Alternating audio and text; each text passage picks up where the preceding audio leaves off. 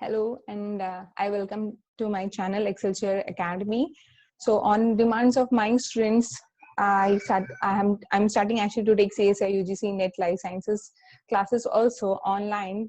Because of this lockdown, I'm not able to reach to them, and this is, I thought, the best way to to teach the students who are really willing to, and who are really the aspiring students who want to clear the CSIR NET licenses exams.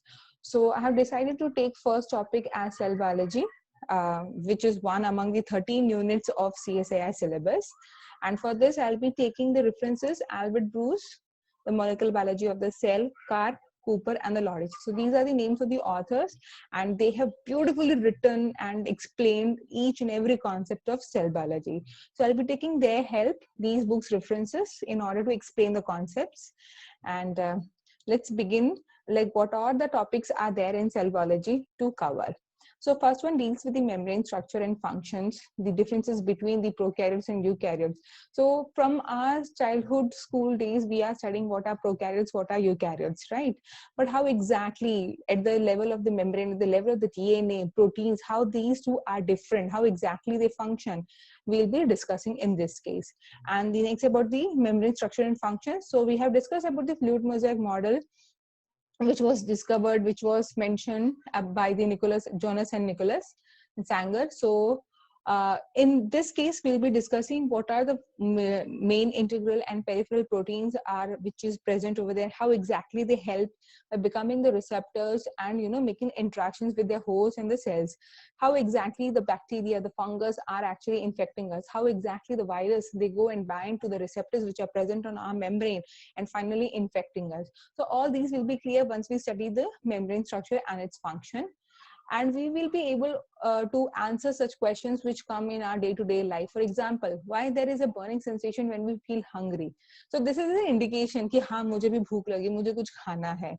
So this is also like when you get a smell from far away distance of a very good food or delicious food, you start feeling hungry. Why all this is happening? So how exactly the receptors are playing and making us feel like that. So in the case of burning sensation, it's actually the acidity, the pH actually goes down, it decreases, and that's how you see that acidity, that burning sensation that I really want to eat right now, I'm so much hungry. So there we are going to study how the H+ pump is actually functioning in order to create the sensation of hunger.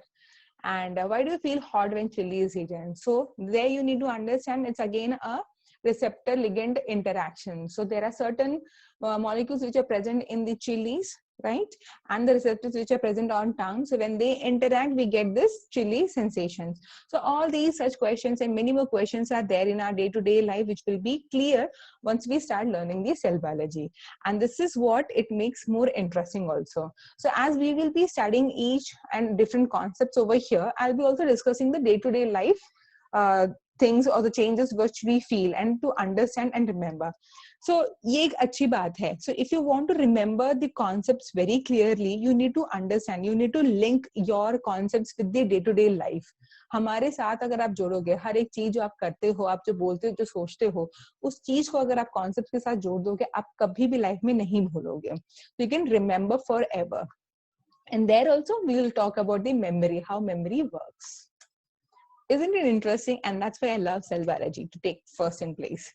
Now the next will be about the cell organelles.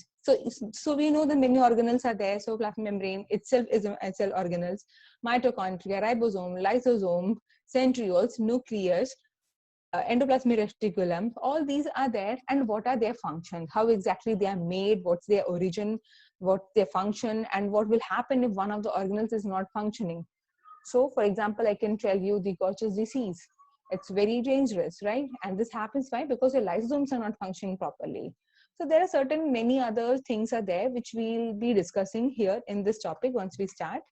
And then the most interesting part, the cell cycle, how exactly your cell divides. So we know in the case of bacteria, it just takes 20 minutes to divide to become from 1 to 2, 2 to 4, right? So exponential growth is there.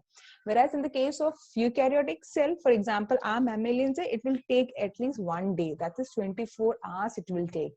Out of which, if you see, that from G0 to G2 phase, it is going to be 23 hours. That is, पूरा दिन लगता है एक cell को prepare करने के लिए ताकि वो आगे जाके डिवाइड हो, और वो कितना सारा काम है. So everything we'll be discussing in this, each and every proteins and their functions, and what if those proteins are mutated, what will happen to the cell, how exactly the cell becomes cancerous. All these are very important. Plus, it is interesting to learn all these things. So we'll be doing that, and in the 1 hour, your mitosis takes place. So it's the decision of the entire day process to decide whether to divide or not. So all this will be covering in this section. Next is the chromosome organization. So when we are talking about the DNA replication and everything, there comes this chromosome organization.